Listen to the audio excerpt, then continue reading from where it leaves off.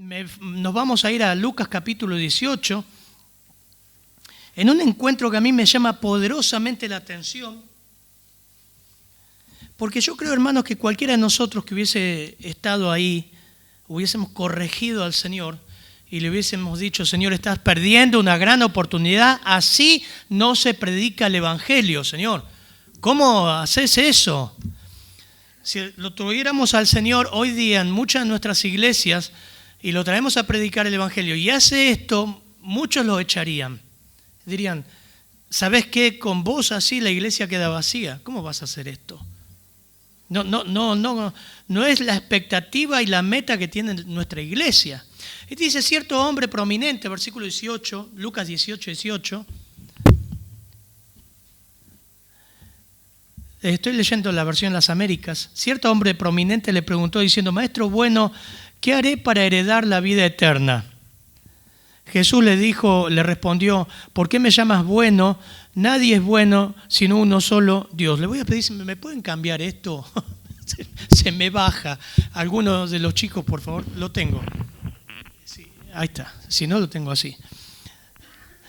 Jesús le respondió: ¿por qué me llamas bueno a este hombre prominente? Del versículo 18. Nadie es bueno, sino uno solo, Dios. Tú sabes los mandamientos, dice. No cometas adulterio, no mates, no hurtes, no des falso testimonio, honra a tu padre y a tu madre. 5 mandamientos. Y él le dijo: todo esto lo he guardado desde mi juventud. Cuando Jesús oyó esto, le dijo: te falta todavía una cosa. Vende todo lo que tienes y reparte entre los pobres, y tendrás tesoro en los cielos. Y ven, sígueme. Pero al oír esto, se puso muy triste, pues era sumamente rico. Las Américas, esa es la traducción que dice esto. Mirándolo, Jesús dijo: qué difícil es que entren en el reino de Dios los que tienen riquezas. Porque es más fácil que un camello pase por el ojo de una aguja que un rico entre en el reino de Dios. Los que oyeron esto dijeron: ¿quién podrá salvarse? Y él respondió: lo imposible para los hombres es posible para Dios. Y Pedro dijo: he aquí, nosotros hemos dejado todo y te hemos seguido. Versículo 29. Entonces él les dijo: en verdad os digo que no hay nadie que haya dejado casa, mujer, o hermanos, o padres, o hijos, por causa del reino de Dios. Y Marcos 10 dice: o por causa del Evangelio y de mí, que no reciban muchas veces más, también Marcos dice 100 veces más, en este tiempo y en el siglo venidero, la vida eterna. Padre, gracias por tu palabra, Señor. Qué preciosa es traerla, explicarla, exponerla. Y ella tiene poder en sí misma, Señor, para convertir, para convencer, redarguir, instruirnos en justicia. Gracias, Señor, en tu nombre. Oro que hables, Señor, también a los que están escuchando, a los que escuchan el Evangelio, a los que están buscando iglesia, a los que quieren oír realmente tu voz, tu palabra. Oro que tú obres, Señor, en tu nombre. Amén. Detrás de este hombre nosotros podemos ver lo que todo hombre a través de la historia busca, ¿no? ¿Qué hay después de la muerte? ¿Qué pasa cuando morimos? ¿Dónde iré cuando muera? Y este era un hombre muy rico, muy importante, probablemente un gobernante, por ahí quizás un miembro del Sanedrín, un religioso de renombre, muy rico. Dice que tenía muchas propiedades, mucho dinero. Pero a través de este pasaje, como otros, como Juan 6, por ejemplo, vamos a ver que el Señor presenta el Evangelio como un Evangelio que demanda. ¿Qué es, pastor? ¿Un Evangelio por obra? No. Llegó un momento en el ministerio del Señor Jesús que Él se dio cuenta que mucha gente se acercaba superficialmente a Él, ¿verdad? Juan 6 lo muestra. Cuando Él empezó a hablar de las demandas del Evangelio y de morir a sí mismo, de tomar su cruz y seguirle, muchos le dejaron. Juan 6. El Señor se da vuelta en Juan 6 y le dice a Pedro: ¿ustedes también se quieren ir? Y Pedro, ¿qué le dice?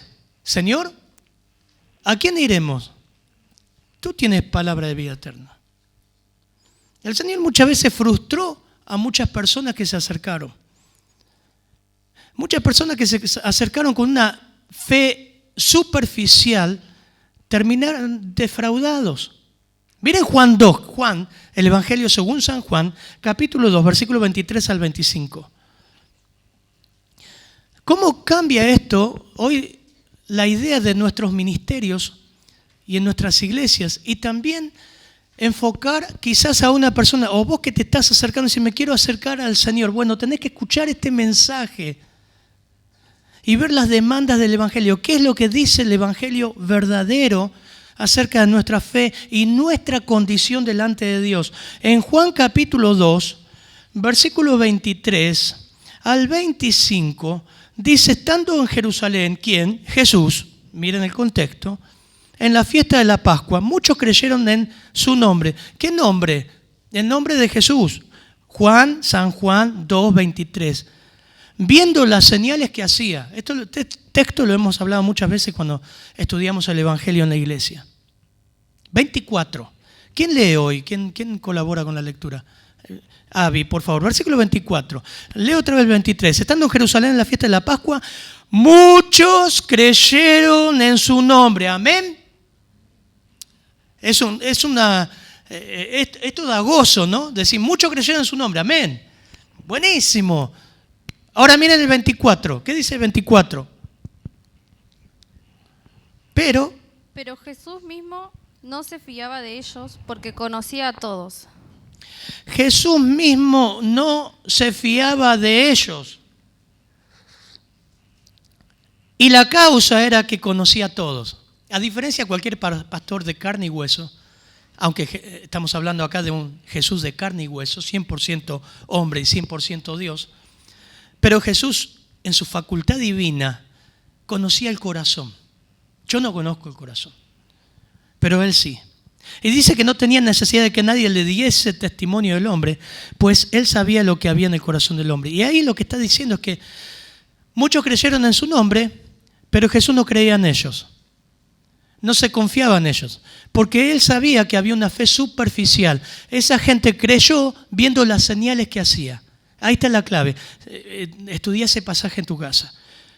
¿Cuál fue el vehículo por el cual creyeron en su nombre? Viendo milagros. Por ende, entre paréntesis, hermanos, los milagros no van a garantizar una fe verdadera. Nunca lo hicieron. Jamás lo hicieron. Es más, los judíos piden señales y milagros. Cuando muere el rico y Lázaro, y dice, deja que vaya a mi casa y le diga a todos de este lugar. El Señor ahí le dice, aunque resuciten de los muertos, no creerán. Aunque resucite de los muertos. Aunque alguien se levante, a Moisés tienen y los profetas que crean. O sea, siempre la fe vino, la salvación, la fe genuina vino por las Escrituras. La fe genuina vino por las Escrituras.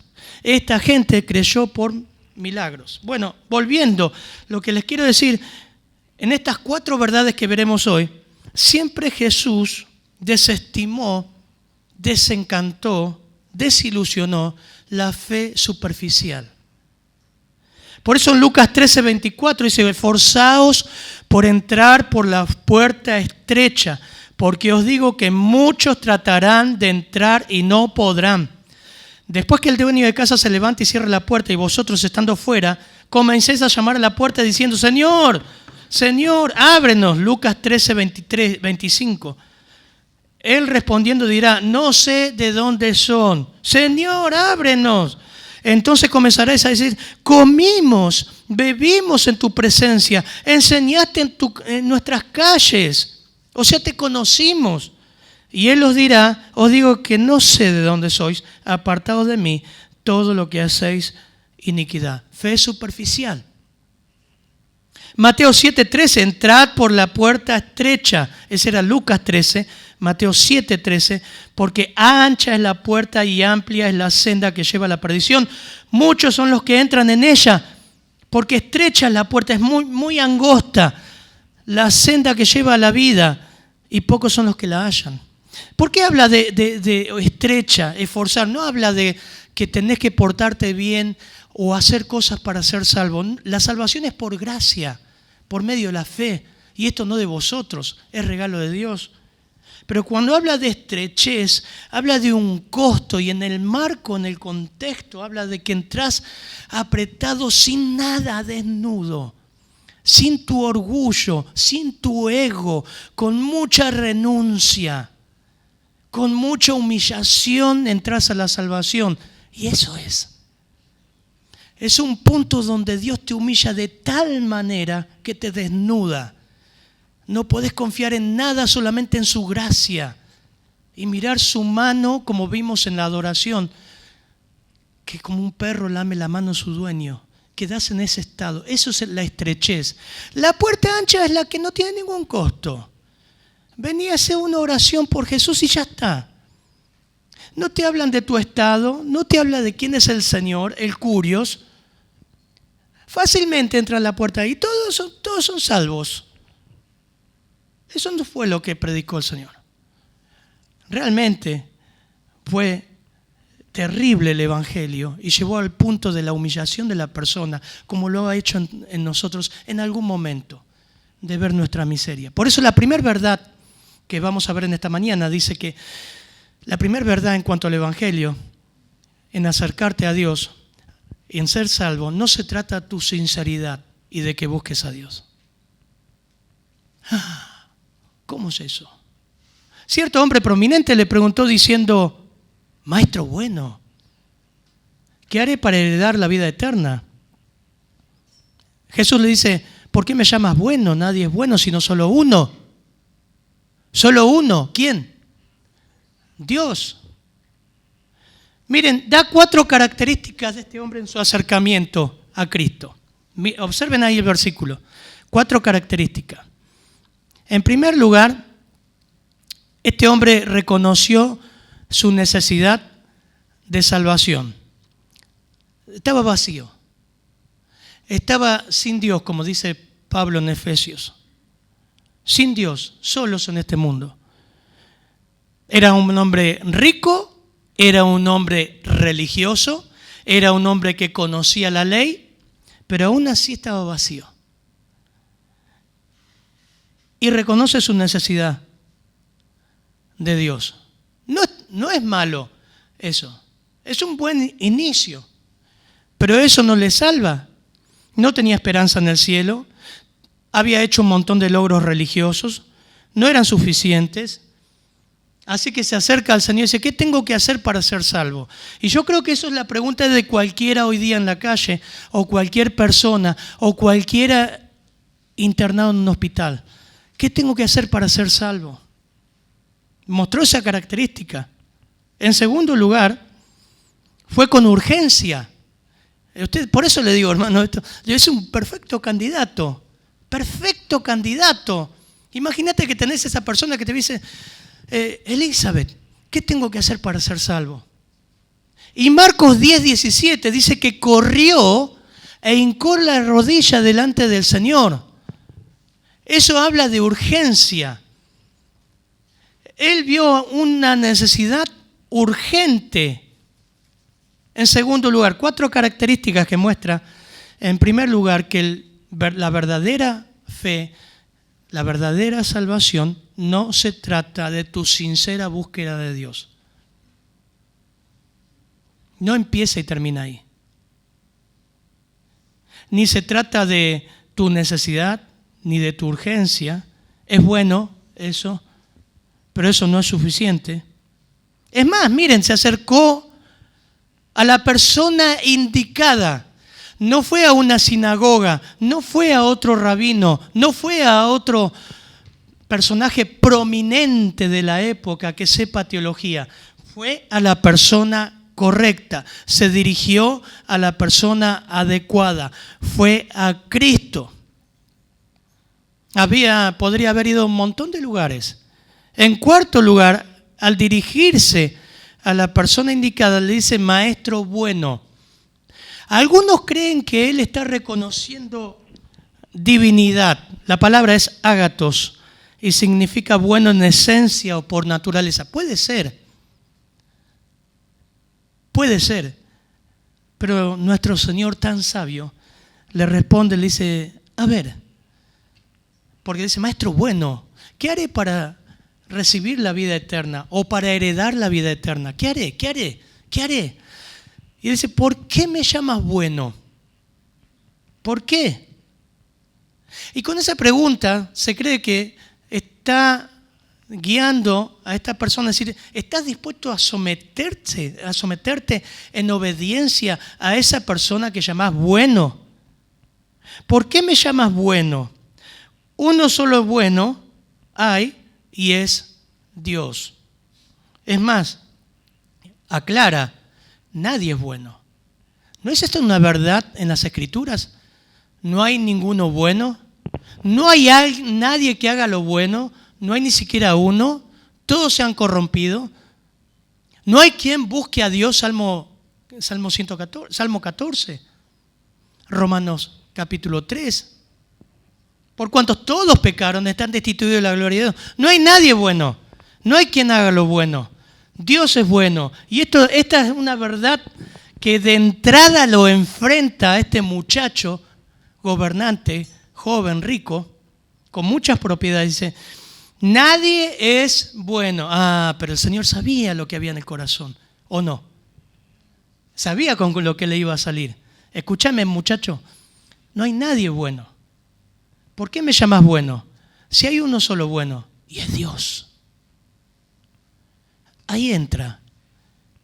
O sea que todas estas características, vos decís, están bien, el sentido de urgencia, de necesidad, de afirmar que tiene que ir a la persona correcta, pero no era suficiente. El tema era si se iba a someter a la persona que él decía que era bueno, y ese es Dios. Porque en segundo lugar, el verdadero evangelio te confronta delante de Dios en tu necesidad, no de sanidad, no de milagros, no de liberación, no de autoayuda, no de conseguir un trabajo nuevo. La primordial necesidad de todo hombre y toda mujer debajo del cielo es justicia divina. Esa es la principal necesidad. Necesito ser justificado. Justificados pues por la fe, tenemos paz para con Dios. Y ahí lo va a guiar. Miren, versículos 20 al 22, por favor, Abby. Los mandamientos sabes, no adulterarás, no matarás, no hurtarás, ni dirás falso testimonio. Honra a tu padre y a tu madre. Él le dijo, todo esto lo he guardado desde mi juventud. Jesús, oyendo esto, le dijo, aún te falta una cosa. Vende todo lo que tienes y dalo a los pobres, y tendrás tesoros en el cielo. Y ven y sígueme. Entonces él, oyendo esto, se puso muy triste porque era muy rico. Bien. Miren, el Señor lo confronta acá directamente con 5 mandamientos. Acá estuvimos enseñando el evangelio y a evangelizar a través de los mandamientos. Acá lo enfrenta con 5 mandamientos. Y estos 5 mandamientos tienen que ver con el prójimo. No adulterarás, no matarás, no hurtarás, no dirás falso testimonio, honra a tu padre y a tu madre. Pero la arremetida, el empuje que da el Señor, hizo que este muchacho le respondiera rápidamente, todo esto lo guardé, todo esto lo hice. Y evidenciando su autoengaño. Generalmente cuando salimos a la calle o hablamos el evangelio con una persona, un remisero, cualquier persona, un amigo, usamos 3 mandamientos. Ya en el tercero la persona se empieza a sentir incómoda. Este muchacho era tal el grado de autoengaño que para el Señor le dice, Señor, yo guardé todo eso. Ahora, vos te pones a pensar, ¿no? Porque viene al Señor hincando su rodilla con urgencia, Señor, ¿qué debo hacer para ser salvo? Y el Señor le empieza a citar y dice, pero yo ya hice todo, entonces ¿para qué vení? ¿Para qué viene? Por eso el Señor tuvo un tratamiento tan particular con este muchacho. Porque él se creía justo, religioso, bueno. Yo todo lo guardé. Mire, si la vida eterna viene por cumplir los mandamientos, cumplir la ley, entonces ¿por qué este hombre no se sentía satisfecho? ¿Y por qué venía el Señor? ¿Por qué lo buscaba? ¿Por qué su vacío? Y este hombre había tomado la ley muy a la ligera, viéndola principalmente como un medio de... Él veía la ley como un medio de elevarse a sí mismo por sobre los demás. Más o menos Lucas sigue el mismo hilo. Ustedes van a ver que Lucas de ahí adelante empieza a enfocarse en las riquezas. Pero en Lucas 18, que es donde estamos, el pasaje anterior, versículo 9, dice a unos que confiaban en sí mismos como justos y menospreciaban a los otros, dijo también esta parábola. 2 hombres subieron al templo a orar, uno era fariseo y otro publicano. El fariseo, muy parecido a este muchacho, el fariseo puesto de pie oraba consigo mismo, interesante, consigo mismo. Y decía de esta manera: Dios, te doy gracias porque no soy como los otros hombres, ladrones, injustos, adúlteros, ni aun como este publicano. Ayuno 2 veces a la semana, doy diezmos de todo lo que gano. Una perlita el muchacho, era una joya. Por poco lo escupe al que estaba al lado. Mas el publicano, estando lejos, no quería ni aún alzar los ojos al cielo, sino que se golpeaba al pecho, diciendo, eso es una señal de duelo en Medio Oriente hasta el día de hoy, diciendo, sé propicio, Dios, a mí, pecador. Dios, sé propicio a mí, pecador. Os digo que este descendió a su casa justificado. ¿Qué les dije? ¿Cuál es la principal necesidad de todo hombre y toda mujer hoy día? ¿Elevar su autoestima? ¿Tener un buen trabajo? ¿Liberarse? ¿Hacer liberación por las drogas? ¿Cuál es su principal necesidad? Este descendió a su casa justificado antes que el otro, porque cualquiera que se enaltece será humillado y el que se humilla será enaltecido. Hermanos, este muchacho se creyó mejor que todos. Este hombre tendría que haber tenido la misma actitud que el publicano, caer de rodillas y clamar por perdón. Clamar por perdón. Señor, sé propicio a mí. Romanos 10:2, no lo busquen, dice, porque yo testifico a favor de que tienen celo de Dios, Pablo hablando de los judíos, pero no conforme a un pleno conocimiento, pues desconociendo la justicia de Dios y procurando establecer su propia justicia, problema de todo hombre y toda mujer, ¿cuál es? La justicia, ser justificado delante de Dios. Ese es tu principal problema, tu principal necesidad.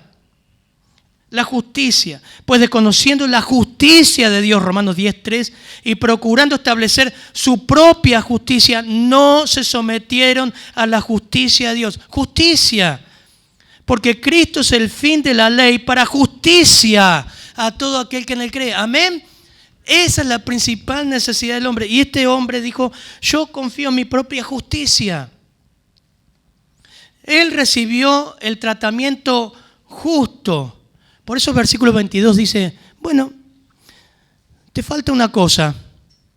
Vendé todo lo que tienes, versículo 22 estoy leyendo, reparte entre los pobres y tendrás tesoro en el cielo y ven y sígueme. Es interesante, ¿no? Algunos dicen, ¿por qué el Señor no dijo, más bien confía en mí? Es que le estaba diciendo eso. Larga todo lo que tenés y confía en mí y seguime. ¿Qué, pastor, tengo que vender todo? No, este era el tratamiento que estaba haciendo. Es más, hermanos, este mismo tratamiento lo hizo con Pedro, lo hizo con Juan, lo hizo con sus discípulos. Andando Jesús junto al mar de Galilea, vio a 2 hermanos, Simón, llamado Pedro, y Andrés, hermano, que echaban la red en el mar, porque eran pescadores. Y dijo, vengan en pos de mí, y los haré pescadores de hombres. Ellos entonces, dejando al instante las redes, le siguieron. Eso estaba diciendo el joven rico. Larga todo, da a los pobres y seguime. Es interesante. La respuesta del joven fue trágica y mostró que el mandato de Jesús que había dado a él fue la flecha que hirió su talón de Aquiles. Lo mató. Porque él sabía que él estaba confiando en sí mismo. O sea, fue un orador fracaso hoy día. Hoy si el Señor hiciera eso, le diríamos, Señor, perdiste un hombre que vino, que tiene plata, Señor, que podría haber dado mucho a la iglesia. Señor, lo confrontaste justamente con lo que él no quería escuchar. ¿Cómo vas a hacer eso? Perdimos una persona. Hacele más livianito el mensaje. Deja que vaya entendiendo de a poquito. No, vende todo lo que tenés y dalo a los pobres. Y vení y seguime. Dice que el joven se fue rico, es más, se fue triste. Es más, cuando en Marcos 10 es interesante porque cuando Jesús le dice esto, dice que lo miró, lo amó y le dijo, te falta una cosa, vende todo. Entonces vos decís, ¿fue un déspota? ¿Fue malo Jesús? No, dice que le amó, en su misericordia le dio el tratamiento que necesitaba. No sabemos si más adelante quizás este hombre se convirtió, pero le dio el verdadero evangelio. Si vos vas a amar a una persona, la mejor forma de amar a una persona es darle el evangelio. Y si se te enoja, no importa, dale el verdadero evangelio. Dale el tratamiento que necesita con las escrituras. Si no lo amás, hacele hacer una oración rápida. Que entendió un Jesús que le va a resolver rápido el problema del infierno, pero no entendió su condición de pecador. Lo dejó ir. Lo dejó ir sin decirle la oración. Lo dejó ir sin decirle, vení, no, para. Vení con nosotros, vamos a comer un pececito asado en el lago y después vas a ir entendiendo. Se fue.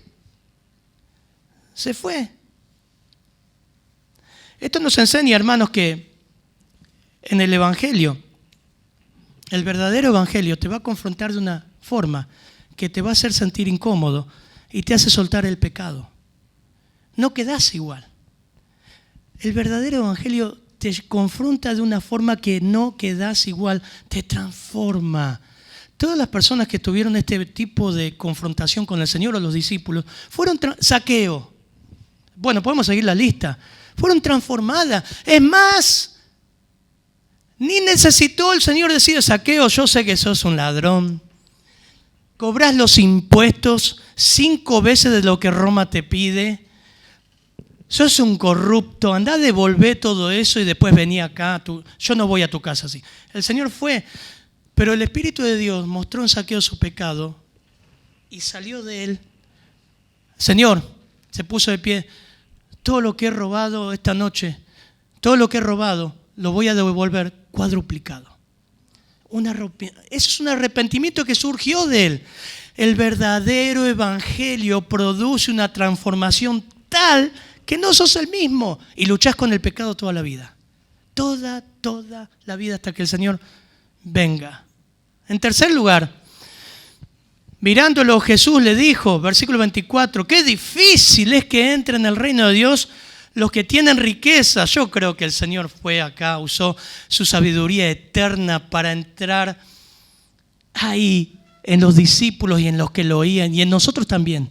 Porque es más fácil pasar un camello por el ojo de una aguja que un rico entre en el reino de Dios. Esto era una frase de los persas, pero ellos usaban la figura de un elefante. Los judíos usaron la figura de un camello para hablar de lo imposible. Obviamente, lo imposible. Oyeron esto los discípulos, los que oyeron, dijeron, ¿se acuerdan que un personaje decía, y ahora, ¿quién podrá salvarse? Esa frase, eso dijeron los discípulos. ¿Quién podrá salvarse? Y él respondió, lo imposible para los hombres es posible para Dios. ¿Por qué ocurre esto? ¿Por qué el Señor va a este ejemplo?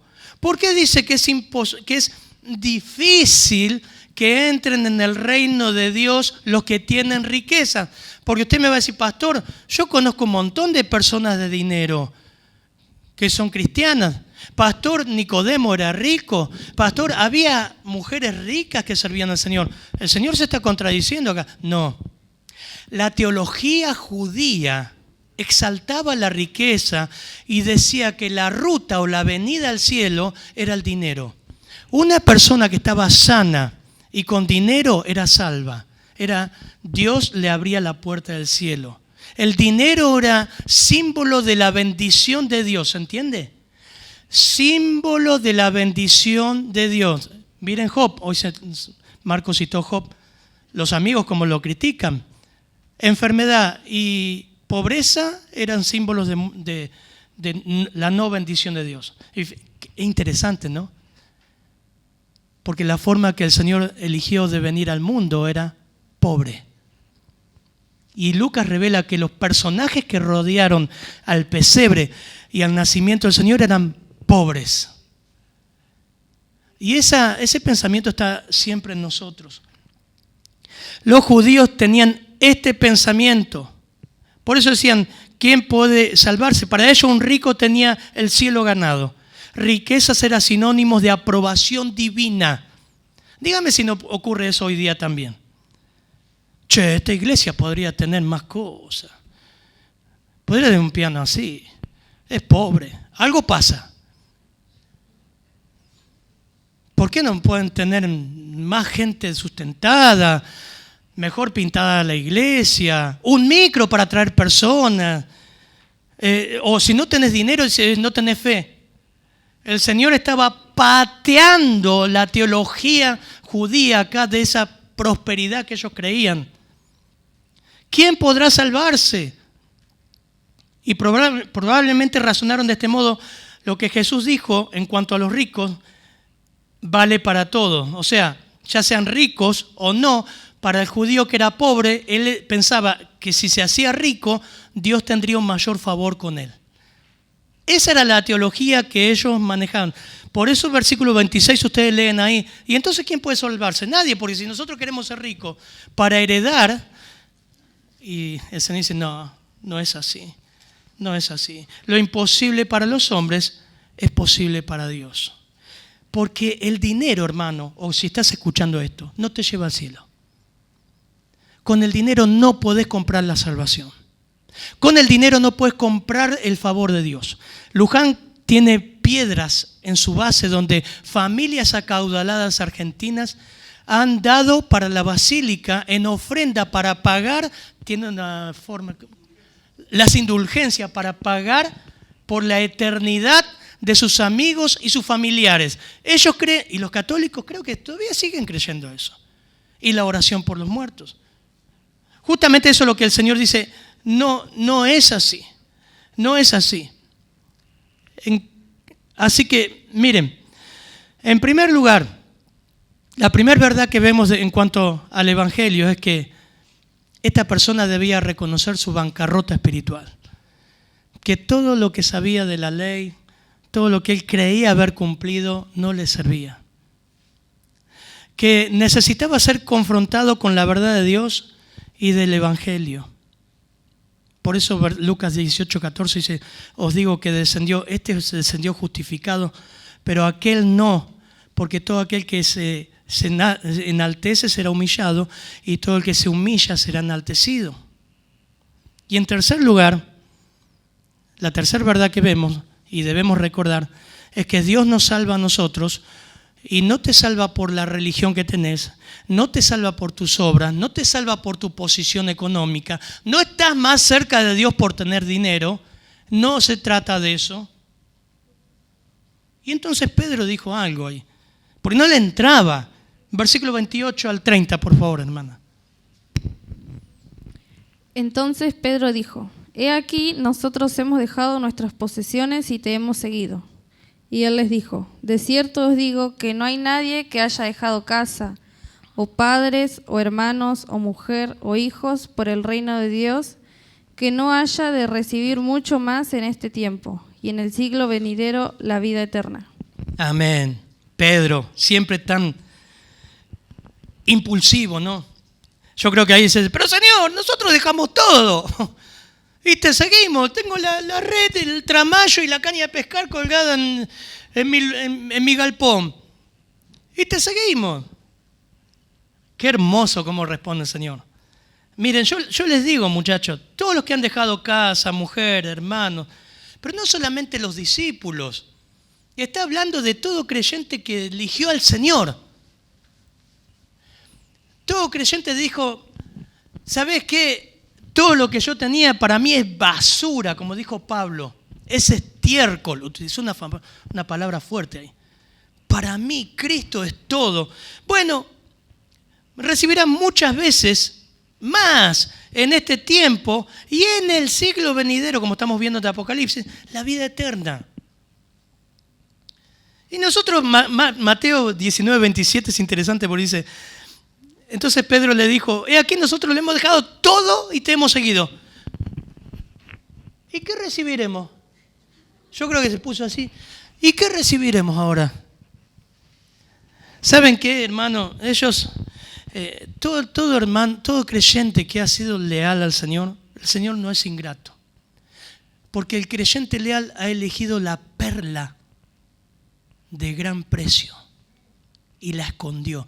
Y la perla de gran precio, hermanos, no es la iglesia ni nosotros, es Cristo. Ese es el contexto de Mateo 7. Miren, Mateo 13. También el reino de los cielos es semejante a un mercader que busca buenas perlas. Que habiendo hallado una perla preciosa, fue y vendió todo lo que tenía. ¿Qué hizo Pedro? Colgó el tramallo, la caña de pescar, todo. Y compró, invirtió. Fue todo para él.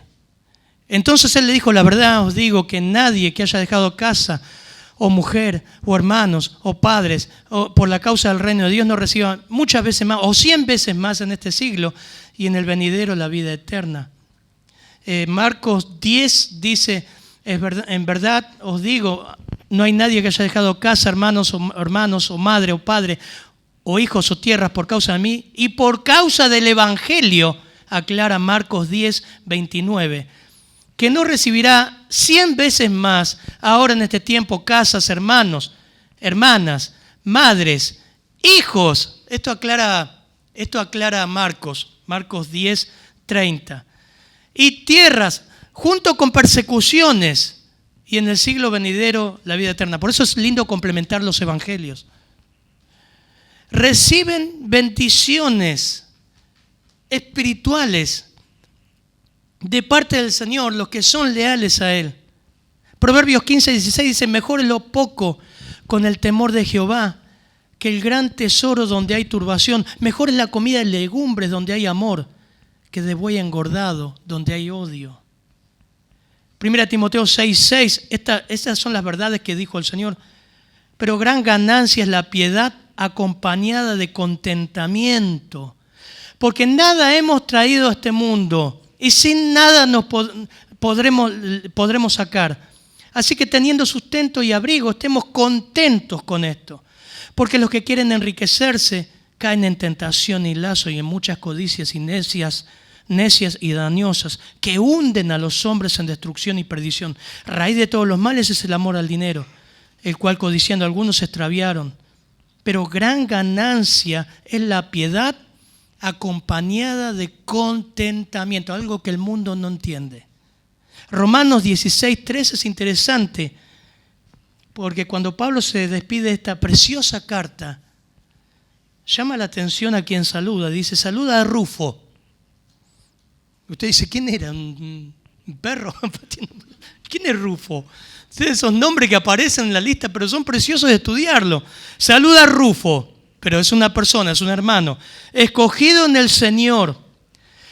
También a su madre y mía. Esto me encantó en los romanos. Y dice, el pastor se está yendo para otro lado. No, esto es ser rico en el Señor. Esto es lo que el Señor dice cuando vos escogés al Señor. Realmente este muchacho escogió sus riquezas y no al Señor. Pedro dijo, nosotros dejamos todo. Dice, ustedes van a recibir más en este siglo y después en la vida eterna. Y persecución van a recibir. Pero Pablo recibió una madre. Dice, a Rufo escogieron el Señor, también a su madre y mía. Gálatas 6:10. Y este Rufo, miren, Marcos 15:21, por favor, si lo puedes leer. Fíjense en Marcos 15:21, ahí nomás. ¿Quién era este Rufo? ¿Quién era este Rufo? Marcos 15:21, el que lo tiene lo lee. Marcos 15:21. ¡Qué privilegio! Y obligaron a uno que pasaba, Simón de Cirene, padre de Alejandro, y de Rufo, que venía del campo a que le llevase la cruz. Uniendo las piezas, ¿no? Qué hermosura esto, qué descubrimiento. ¿Quién era Rufo? Dígame ahí lo que leyó Abby. Hijo de Simón de Cirene. ¿Quién era Simón de Cirene? Uno que ayudó al Señor a llevar la cruz. Que en la historia de la iglesia se cree que él creyó en el Señor, obviamente, creyó en el Señor ahí, y su esposa, y su hijo. Y su esposa se transformó en una madre para el apóstol Pablo. Dice, saluda a Rufo, y Rufo habrá sido como un hermano para él, también a su madre y mía. Qué precioso. Esas cosas hace el Señor. Que vos decís, te dejó toda tu familia, conociste al Señor, se puso toda tu familia en contra, algunos lo han echado del hogar, ha pasado un testimonio de muchos hermanos a través de todo el mundo. Quedaste solo, pero vos decís, ¿sabes qué? En la iglesia tengo hermanas, madres, padres. Este hermano en Cristo es como mi papá. Suplantó a mi papá, suplanta a mi hermana. Riquezas, esas son riquezas. Hemos sido enriquecidos tremendamente como hijos de Dios y a veces no nos damos cuenta.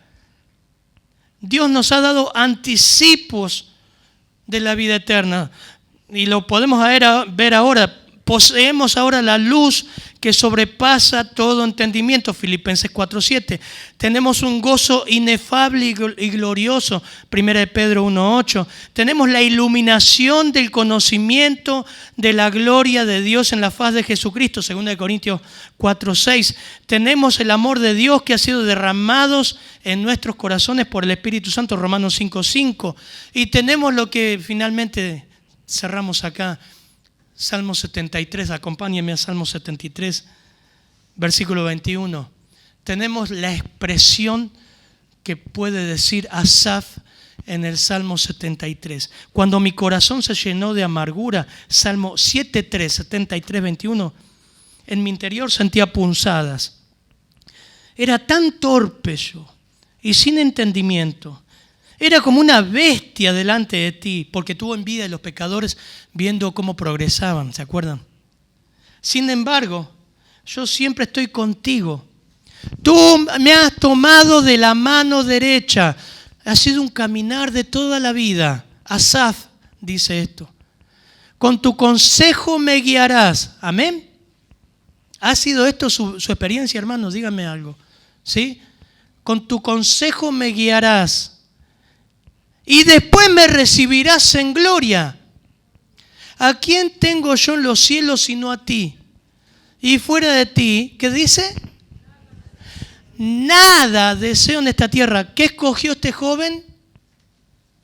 Sus riquezas. Mi carne y mi corazón pueden desfallecer, pero Dios es la fortaleza de mi corazón y mi porción para siempre. Así que Pedro dice, Señor, nosotros dejamos todo. ¿Qué nos vas a dar? Acá tenés, Pedro. Fíjate. No confíes en la buena actitud de la gente. No quieras manipular a Dios. Las buenas intenciones, y por más que te digan, me quiero acercar a Dios, vos guíalo al verdadero evangelio. La palabra de Dios es como espejo, que se humille. Debes humillarte delante de Dios, reconocer que fallaste, que pecaste, que desobedeciste a Dios, que ofendiste a Dios desde que naciste. Tu religión no te salva, tu dinero, tu posición económica, tu universidad, nada de eso contribuye a la salvación. Nada contribuye. Solo Dios puede salvarte. Solo Dios puede inclinar el perverso corazón a Él realmente y darle vida. La verdadera riqueza está en la voluntad de Dios. Amén. Padre, gracias por tu palabra, que nos alimentan, nos hace evaluarnos, nos enseña cómo hacer un ministerio, a cómo predicarla. Tú eres el Maestro divino, perfecto. Eres el Dios que no necesita aprender nada. Eres el Dios que recuerda todo. Eres el Dios perfecto. Las experiencias no contribuyen a que tú aprendas algo nuevo. Y nos enseñas aquí cómo evangelizar. Enseñas al pecador, Señor, a volverse a ti con un corazón realmente humillado, sin confiar en nada propio. Gracias por tu palabra, Señor. En tu nombre, ayúdanos también a reconocer todas las riquezas que tenemos en ti, Señor. Todas las riquezas que tenemos. Qué privilegio. En tu nombre. Amén, Señor.